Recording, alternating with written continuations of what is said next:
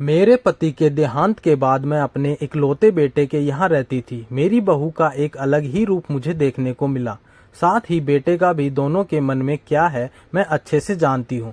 वो चाहते हैं कि मैं वर्धा आश्रम चली जाऊं। उनके जाने के बाद मुझे यह सब देखना और सुनना पड़ेगा, इसका मुझे अंदाजा भी नहीं था।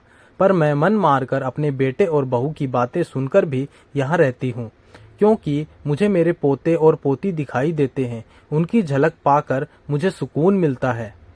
मेरी बहू को कोई दिक्कत नहीं हो, इसलिए मैं घर से बाहर रहती हूँ। बेटे ने थोड़ी मेहरबानी की है तो ऊपर टीन की चादर लगवा दी है। समय समय पर थोड़ा राशन दे देता है तो मैं अपना बनाकर खा लेती हूँ। मैंने अपने बेटे को यह कह दिया है कि मेरी वजह से उन दोनों को कोई प्रॉब्लम नहीं होगी, बस मुझे यहीं रहने दे, इसी घर में मुझे मर जाने दें। मैं बस यही चाहती हूँ। मैं अपने आप को खुशकिस्मत समझती हूँ कि मेरे बेटे और बहू कम से कम मेरे लिए इतना तो कर रहे हैं। मेरा बेटा सुबह 9 बजे नौकरी जाता है और बच्चे भी उसी समय स्कूल जाते हैं। फिर शाम को 6 बजे मेरा बेटा वापस आता है। बच्चे 3 बजे आ जाते हैं। उन्हें आते जाते देख मुझे बड़ा सुकून मिलता है।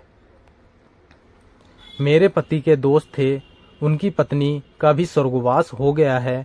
उस समय पर वो हमारे घर पर आया करते थे। उनसे हमारे अच्छे रिश्ते थे। उनका घर हमारे घर से थोड़ी दूर पर था। पैरों में समस्या हो गई थी, ठीक से चल भी नहीं पाते थे।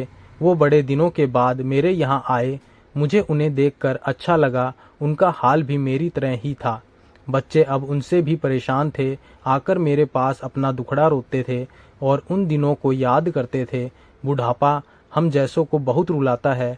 उनकी पत्नी का स्वर्गवास हो गया था और उन्हें चलने में उठने में समस्या थी, इसलिए वो तो अपना खाना भी नहीं खा पाते थे।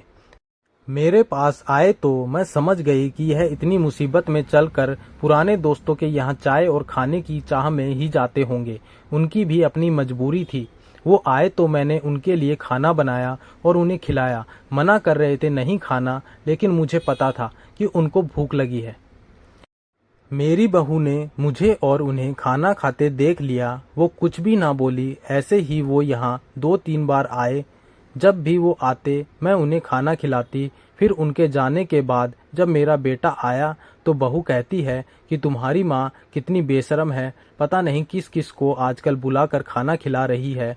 बड़ी मुश्किल से कमाया जाता है और यह लुटाने में लगी। इनका राशन बंद करो, कुछ दिन भूखी रहेगी तो अकल ठिकाने आएगी। मैंने कहा कि मैं अपने हिस्से का उन्हें खिलाती हूँ, तुम्हारे पिता के पुराने मित्र हैं। फिर भी बहू का उल्टा सीधा बोलना शुरू रहा। घर के बाहर रहकर इनको आज़ादी मिल गई है, पता नहीं क्या क्या करती हैं। बेटा भी बोला कि कुछ दिन भूखा ही रहने दो इन्हें। मुझे मेरे बेटे ने घर के पीछे सीढ़ी के पास ले जाकर बिठा दिया। कहा कि अब यहीं बैठो। मेरे तो अब आंसू भी सूख गए थे। अगले दिन मुझे खाना नहीं मिला। मेरे टीन के उस छोटे से कमरे को बहू ने तोड़ दिया। एक दिन पूरा भूखा रहने के बाद मैंने सोचा कि मैं गलत कर रही हूँ। मुझे अब अपने बेटे के यहाँ नहीं रहना चाहिए और शायद गलती भी मेरी ही है। मेरी ही परवरिश में कोई कमी रही है, तभी तो यह परिणाम आया। अगली सुबह मैंने अपने बेटे को कहा कि मुझे वर्धा आश्रम छोड़ आए। अब मैं तुम दोनों को ज़्यादा परेशान नहीं करना चाहती। बहू ने कहा कि एक दिन भूखी रही तो अकल ठिकाने आ गई ना। बेटे के चेहरे पर भी अजीब सी खुशी थी। जल्दी से तैयार हो गया मुझे छोड़ने के लिए। बहू कह रही थी कि आज की छुट्टी ले लो, यहीं आसपास मत छोड़ आना, कहीं 3 दिन में वापस आ जाए। मैंने अपनी बहू से कहा कि बेटी चिंता मत कर, मैं अब नहीं आऊँगी। मैंने अपने पोता पोती को गले लगाया। मुझे पता था कि अब मिलना नहीं हो पाएगा। बेटे को भी चाहती थी कि एक बार जी भरकर गले लगा लूं, लेकिन वो बोला चलो जल्दी करो। मैंने बहू को कहा कि बेटी अपना ध्यान रखना। मेरा बेटा मुझे छोड़ आया। वहाँ आकर मैंने देखा कि मेरी तरह कई हैं, थोड़े दिन उदास रहते हैं, फिर सच को स्वीकार कर लेते हैं। मैं अब यहाँ खुश हूँ, कुछ काम भी करती हूँ। मैं चाहती हूँ कि ऐसा कहूँ कि ऐसा किसी के साथ ना हो, लेकिन ऐसा कब किसके साथ ना हो जाए कोई बता नहीं सकता। लेकिन माँ बाप को ऐसे समय के लिए भी तैयार रहना चाहिए। बस बच्चों को पाल कर बड़ा कर दो, उनसे कुछ उम्मीद मत रखो। दोस्तों, मैं आश्रम नहीं जाना चाहती कहानी आपको कैसी लगी कमेंट करके ज़रूर बताएं। अगर आप हमारे चैनल पर नए हैं तो प्लीज़ चैनल को सब्सक्राइब करें। धन्यवाद दोस्तों।